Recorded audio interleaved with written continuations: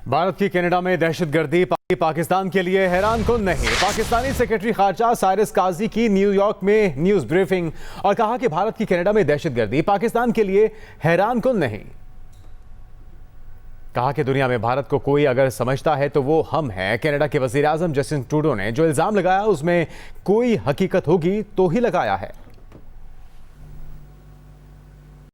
पाकिस्तान और भारत कश्मीर पर बातचीत करें। तुर्की के सदर रजब तैयब एर्दोगान ने मुज़ाकरात की तजवीज़ दे दी। अक़वाम मुत्तहिदा से खिताब में तुर्क सदर ने कहा, जनूबी एशिया के अमन के लिए कश्मीर में अमन नागुज़ीर है। हिंदुस्तान और पाकिस्तान के दरमियान बातचीत से कश्मीर में देरपा अमन कायम हो सकता है। हम इस सम्त में उठाए गए इक़दामात की हमायत जारी रखेंगे। पाकिस्तान और भारत कश्मीर पर बातचीत करें।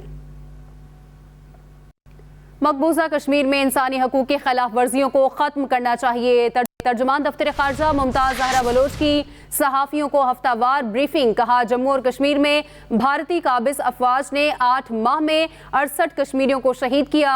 इन खिलाफ वर्जियों के जिम्मेदारों को इंसाफ के कटहरे में लाया जाना चाहिए। वज़ीर आज़म अपने खिताब में मसला कश्मीर को उजागर करेंगे।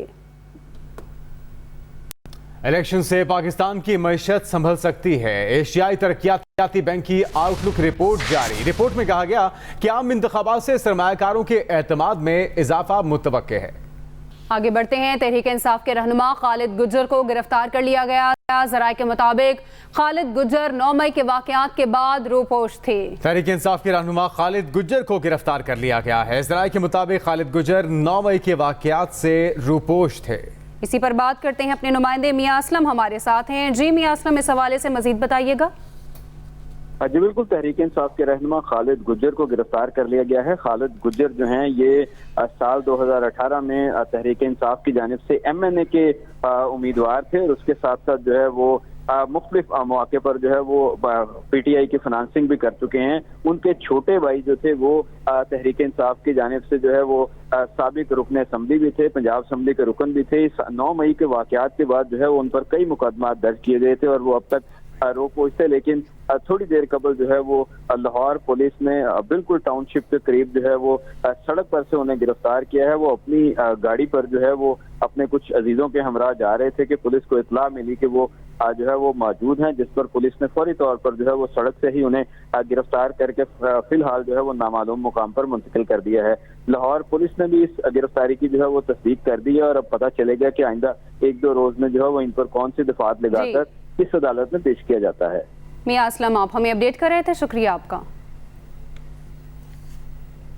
नवाज शरीफ की वतन वापसी की तैयारियों का जायजा। मुस्लिम लीग नून की सीनियर नायब सदर और चीफ ऑर्गेनाइजर मरियम नवाज की जेर सदारत मुस्लिम स्टूडेंट फेडरेशन पंजाब का मुशावरती इजलास में नवाज शरीफ की वतन वापसी और इस्तकबाल की तैयारियों पर गौर किया जा रहा है। नदीम चौधरी से मजीद तफसीलात जानते हैं। नदीम, अपडेट कीजिएगा।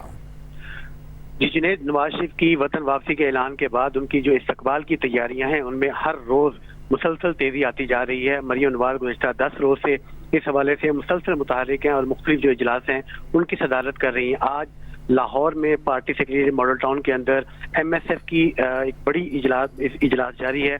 ये पंजाब की सतह का उनका इजलास है। मरियम नवाज ने चीफ ऑर्गेनाइजर मुंतखब होने के बाद सबसे ज्यादा तवज्जो खवातीन और नौजवानों के ऊपर दी थी, जिसमें MSF की जो कि तंजीम नो नहीं हो सकी थी वो उन्होंने तंजीम नो भी की थी। तो उस तंजीम नो का जो ऐलान है वो उन्होंने किया था आज से 4 महीने पहले। तो उसके बाद आज उसका पहला इजलास हो रहा है। ये जो इजलास है, इस इजलास में नवाज शरीफ की वतन वापसी के हवाले से जो मुख्तलिफ तलबा तंजीमें हैं उनसे तजावीज़ ले रही हैं मरियम नवाज।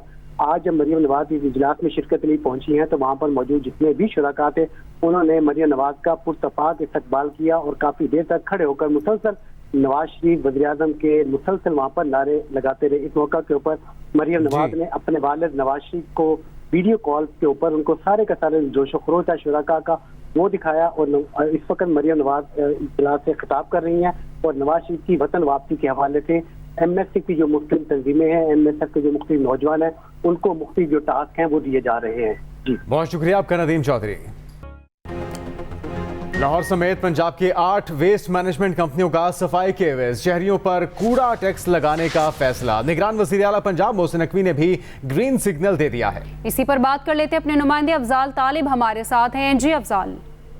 جی بالکل، جو ہے لاہور سمیت پنجاب کے 8 اضلاع میں لاہور ویسٹ مینجمنٹ کمپنیوں پر جو کہ سرکاری جو ہے حکومت پنجاب کے خزانے سے جو ٹیکس لے رہے ہیں ہر سال، انہیں اپنے پاؤں پہ کھڑا کرنے کے لیے پورا ٹیکس لگانے کا فیصلہ کیا گیا. تو لاہور میں جو لاہور ویسٹ مینجمنٹ کمپنیاں جو اب تک 1 ارب سے زائد کی مقروض ہو چکی ہے، تو اس کو اپنے پاؤں پہ کھڑا کرنے کے لیے فیصلہ یہ کیا گیا ہے کہ لاہور میں جو کوڑا ٹیکس ہے رہائشی آبادیوں میں 200 روپے سے لے کے 2000 تک لگایا جائے گا. اسی طریقے سے کمرشل بات کریں اور انڈسٹریل ایریا کی بات کریں تو وہاں پہ 200 سے لے کے 2000 سے لے کے 2 لاکھ روپے تک جو ہے وہ کوڑا ٹیکس لگایا گا. ان میں خاص طور پر جو بڑے بڑے لاہور میں 5 اسٹار اور 4 اسٹار ہوٹل ہیں ان کو جو ٹارگٹ کیا گیا. اسی طریقے سے جو بڑے بڑے ریسٹورینٹ ہیں ان کو بھی ٹارگٹ کیا گیا تاکہ یہ LWMC کی خواہش ہے کہ وہ یہاں سے جو تمغہ لگایا گیا وہ تقریباً 7 ارب روپے وہ اکٹھا کریں گے.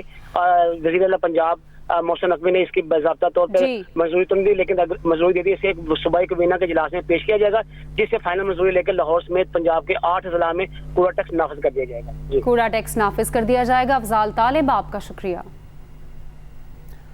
حافظ نعیم الرحمان میئر نہیں بن سکتے تو اس کا بدلہ شہر کی ترقی سے نہ لیں. گورنر سندھ کامران ٹیسوری کی گفتگو. کہا حافظ نعیم نے کہا کہ میں نارتھ ناظم آباد کے پارک کا افتتاح نہ کروں. آپ کو پتہ ہے کہ پچھلے ان 10 ماہ میں سینٹرل میں ہی تقریباً 65 پارکس کا میں نے افتتاح کیا جو ڈی سی سینٹرل اور ایڈمنسٹریٹر کراچی سیف الرحمان کے تعاون سے وہ افتتاح کرائے گئے.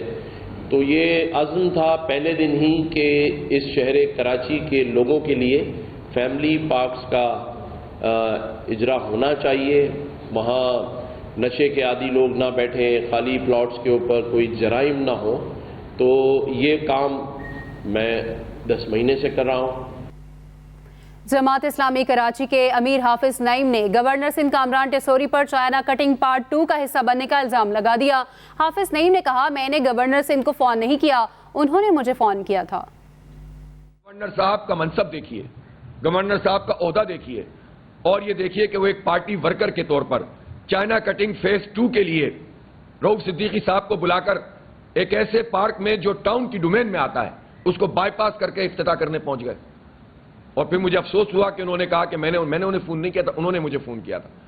اور میں نے ان سے پوچھا تھا کہ آپ کیسے جا رہے ہیں، آپ نے ٹاؤن کے چیئرمین کو اعتماد میں نہیں لیا. یہ چائنا کٹنگ ماسٹر اب ان کی پارٹی میں پھر طاقتور ہو گئے ہیں ایم کیو ایم میں.